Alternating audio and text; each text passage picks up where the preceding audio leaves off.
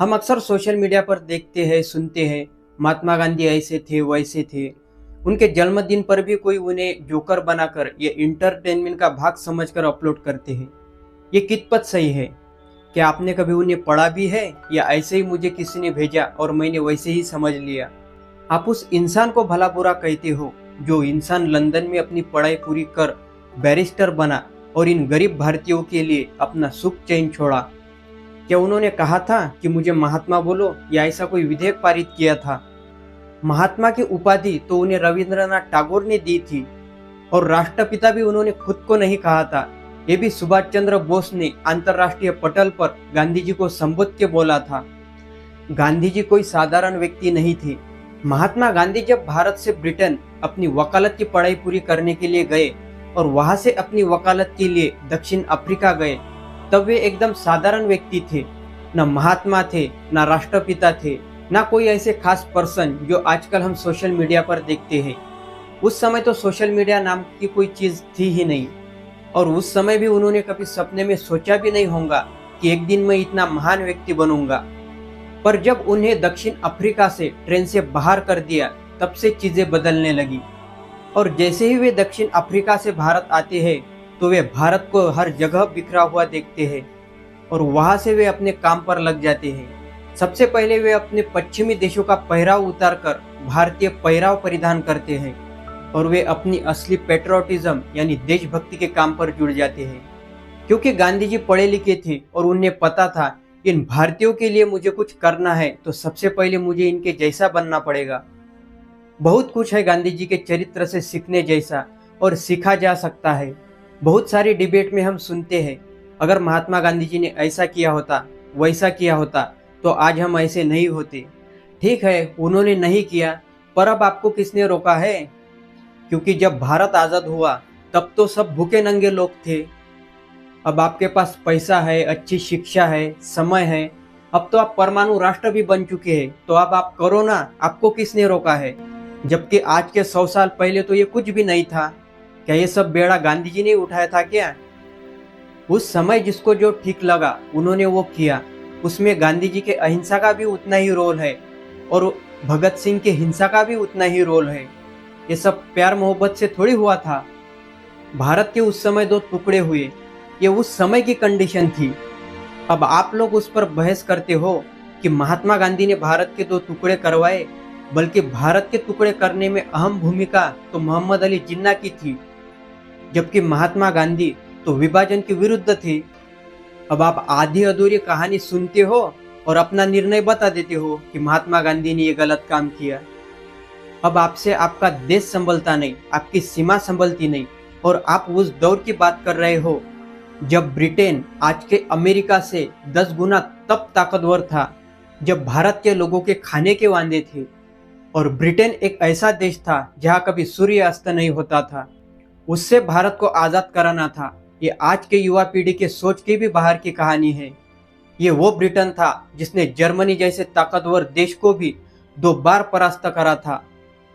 फिर भी आपको लगता है कि हमने ब्रिटेन के विरुद्ध सीधी कार्रवाई क्यों नहीं की? और क्या भारतीय भी इसके लिए तैयार थे, जिनके खाने के वांदे, रहने को घर नहीं, जिंदा रहने की कोई उम्मीद नहीं? ये सब बोलना आसान है, बल्कि वास्तविकता हमारी सोच से भी परे है। और मैं आपसे कहना चाहता हूँ कि हम लोग गांधी जी को ही टारगेट क्यों करते हैं, बल्कि उस समय तो अंग्रेजों की भारतीय खूब मदद करते थे। आखिर भगत सिंह को किसने पकड़वा कर दिया? भारतीय ही थे ना, महात्मा गांधी तो नहीं थे। महात्मा गांधी ने कितनी कोशिश की भगत सिंह को छुड़वाने की, पर वे सफल नहीं हो पाए।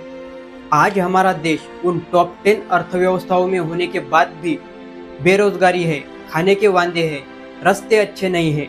इसकी तुलना आज के 100 साल पहले की कर देखो ना। उस समय केवल एक भगत सिंह थे, एक महात्मा गांधी थे, एक सरदार पटेल थे। इनकी संख्या आज हजारों में भी हो सकती है ना, तो फिर आपको किसने रोका है? आप आज की जिंदगी की तुलना उस दौर से कीजिए जहाँ पर आपकी सोच ही बंद पड़ जाएंगी। क्योंकि महात्मा गांधी को समझना इतना आसान नहीं है। आज आप उस छोटे से देश को कंट्रोल कर नहीं पा रहे हो जिसने पूरे भारत के नाक में दम करके रखा है। अब तो आपके पास ताकत है, तो फिर करो ना उसका इस्तेमाल। किसने रोका है? उस समय भारत ने पाकिस्तान का स्टर्लिंग बैलेंस रोक के रखा था जो सेकंड वर्ल्ड वॉर के दौरान भारत के योगदान स्वरूप भारत को दी गई थी, जो लगभग 55 करोड़ के आसपास थी। अगर वो पैसा हम पाकिस्तान को नहीं भी देते थे तो भी उसको जो करना था उसने वो कर ही दिया, क्योंकि उस समय के हालात वैसे थे। जो सबसे ज्यादा दबाव पड़ता था वो भारत पर ही पड़ता था और अंतर्राष्ट्रीय पटल पर भी जवाब भारत को ही देना होता था। यहाँ एक बात मैं स्पष्ट रूप से बताना चाहता हूँ कि महात्मा गांधी विभाजन के बिल्कुल विरुद्ध थे। वो तो मोहम्मद अली जिन्ना की जिद के आगे सबको झुकना पड़ा। उस समय भारत से पाकिस्तान अलग हुआ, वो अच्छी बात हुई ना। आज भी हम हमारे देश को या किसी और देश को कहाँ कंट्रोल कर पा रहे हैं? और आप इल्जाम महात्मा गांधी जी पर लगाते हो, ये कितपत सही है? हालांकि अब तो हम परमाणु शक्ति राष्ट्र बन चुके हैं। उस समय तो ये सब कुछ नहीं था, फिर आज हमको किसने रोका है? आज तो हम सब कर सकते हैं ना। उस समय तो ये सब सुविधा नहीं थी, इंफ्रास्ट्रक्चर नहीं थे, खाने के वांदे थे, रहने को घर नहीं था, जीने की कोई उम्मीद या जीने की कोई राह नहीं थी।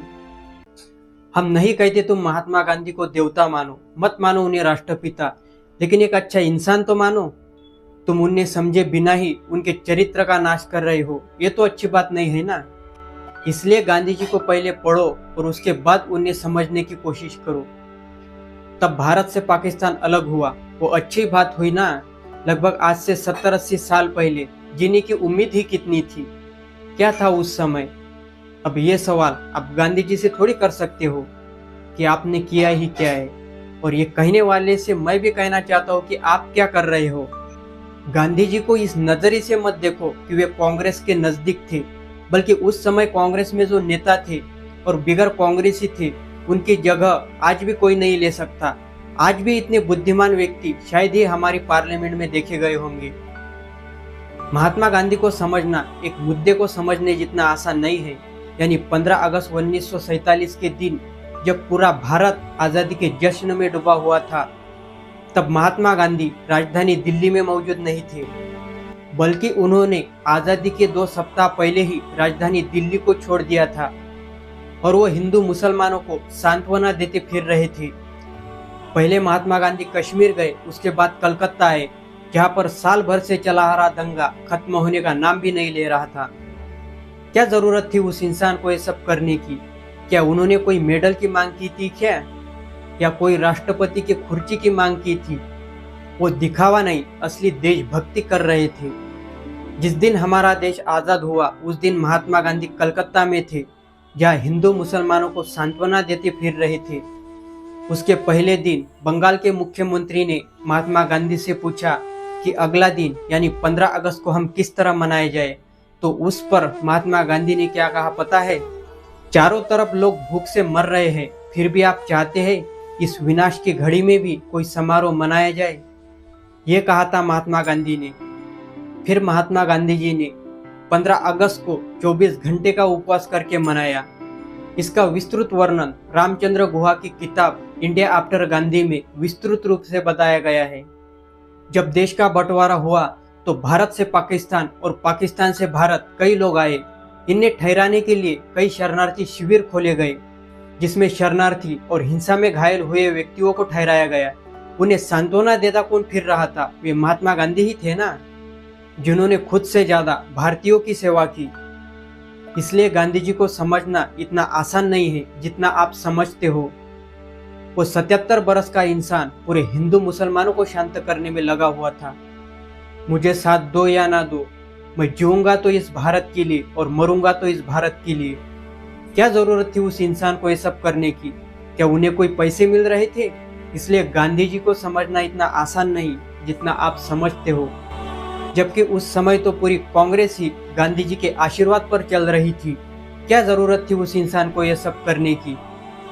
वो कोई दिखावा नहीं बल्कि असली देशभक्ति कर रहे थे। और इन सारे कामों के बीच भी वे अपनी प्रार्थनाएं कभी नहीं भूलते थे। मैं दावे के साथ कहना चाहता हूँ कि अगर वो आज भी आ जाए ना, तो आप मंत्रमुग्ध होकर उन्हें सुनेंगे। किसी की हिम्मत नहीं होगी उनको पीठ दिखाकर जाने की। उस समय के नेताओं को जो ठीक लगा उन्होंने वो किया। अब आप 70-80 साल बाद उस समय को महसूस नहीं कर सकते हो। अब आपको इस विषय पर बहस करने का पूरा अधिकार है कि वे दूसरा रास्ता भी चुन सकते थे, पर आप आज उस इंसान पर ये कतई इल्जाम नहीं लगा सकते कि उन्होंने गलत रास्ता चुना। इसलिए गांधी को महात्मा ऐसे ही नहीं कहा गया, और गांधी बनना इतना आसान भी नहीं है। ये राष्ट्र बहुत पुराना है, लेकिन ये देश राजनीतिक रूप से नया है।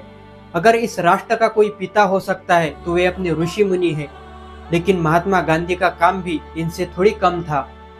आज तो डिबेट का मतलब भी यही होता है ना कि आप किस पार्टी से जुड़े हुए हैं। मैं किसी खास पार्टी की बात नहीं कर रहा हूँ, पर गांधी जी भी किसी खास पार्टी से जुड़े हुए नहीं थे। हालांकि उस समय की सबसे बड़ी पार्टी कांग्रेस पार्टी थी, और कांग्रेस के कई नेता महात्मा गांधी के आशीर्वाद से ही बनते थे। इसीलिए महात्मा गांधी जी का काम एक क्षेत्र तक सीमित नहीं था, बल्कि पूरे भारत भर अच्छा काम था। इन्हीं कामों के बीच उनका स्वास्थ्य खराब होने लगा।